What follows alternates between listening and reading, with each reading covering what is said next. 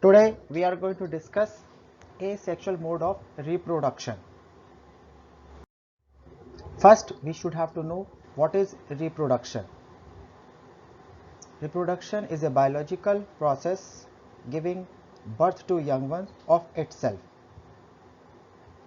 It is responsible for the continuation of a species, the growth of population, and increase the number of species on Earth. It is a fundamental feature of all living form of life, irrespective of unicellular or multicellular plants or animals. It is applicable to each and every form of life. Now we are going to discuss about types of reproduction. It is based on the participation of one organism or two. It is of mainly two types. Asexual reproduction. This mode of reproduction involves single parent with or without the involvement of gametes. The next is sexual mode of reproduction. It involves both male and female parents with the involvement of gametes. The sketch showing asexual reproduction involving single parent and sexual reproduction involving both the parent, male and female.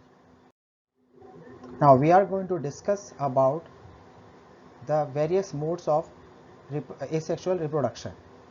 It occurs in many ways. For example, first, binary fission, multiple fission, plasmotomy, budding, fragmentation, zoospores and conidia, vegetative propagation. Now we are discuss the detailed information about the binary fission. Fission means multiplication, binary means the two.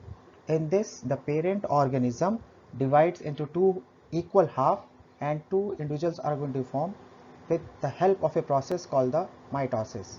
Mitosis is also known as the growth division, in which the cells multiplied rapidly. Example of the binary fission is amoeba, euglena, planaria, paramecium, etc.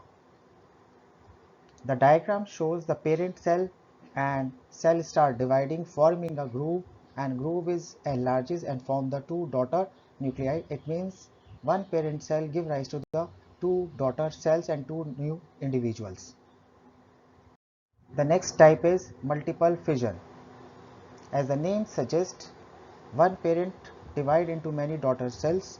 Multiple means many, fission means the daughter nuclei or the daughter cells. Example is all protozoans. You will find in this diagram the parent cell, single nucleus divide into many nucleus surrounded with a layer known as a cyst. Cyst is a protective covering, and on the onset of the favorable condition, cyst breaks and daughter cells are released and developing into new individuals. The next type is plasmotomy. This method involves the multinucleate, many nuclei per parent divides into many multinucleate individuals without the division of nuclei. For example is Opelina, Palomyxa, etc. The diagram shows many nuclei per parent inside the body. The next is budding. Daughter cells or the daughter organisms are going to form from a small projection known as the bud. The bud is going to form external on the parent body or internal. It is of two types, external budding or internal budding. External budding, the outgrowth or the bud which grows externally give rise to the independent existence or a new individual. Example is hydra or cycon, etc. The internal budding, buds are formed inside the parent body. It is also known as a gemule.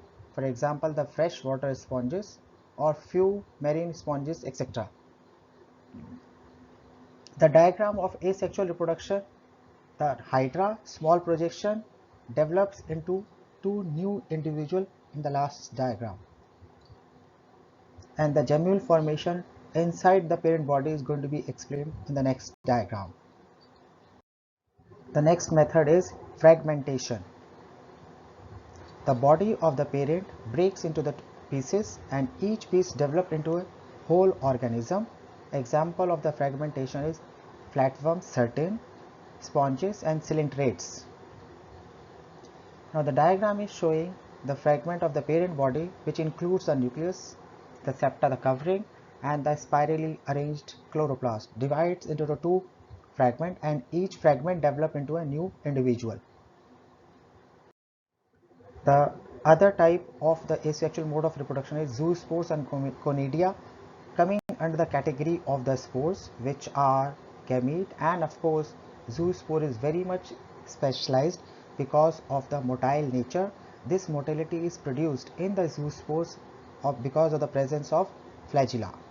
And the other is conidia. The zoospores is going to be seen in the alga shown in the diagram. Now the diagram is showing the zoospores contained in a structure called as a zoosporangium, and the flagella is present on the top of the zoospores. The next is the penicillium, a structure which shows the conidia. The conidia always occur in the chain, and this conidia, after getting the favorable condition, fallen and each conidia developing into a new individual. The next is vegetative propagation.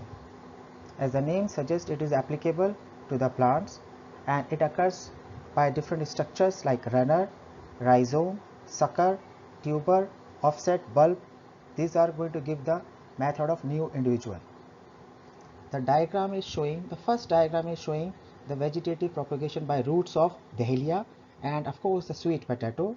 Next is the rhizome in the ginger, the tuber in the potato and bulb in onion, the corm in gladiolus and stolon in vegetative propagation, and moreover the sucker in chrysanthemum. Now since we have discussed about the asexual reproduction, now we are concluding this topic with the characteristics produced in this process. First characteristic of the asexual reproduction is uniparental, involving single parent. The second is, since the gametes are not formed, so it is a characteristic of asexual reproduction.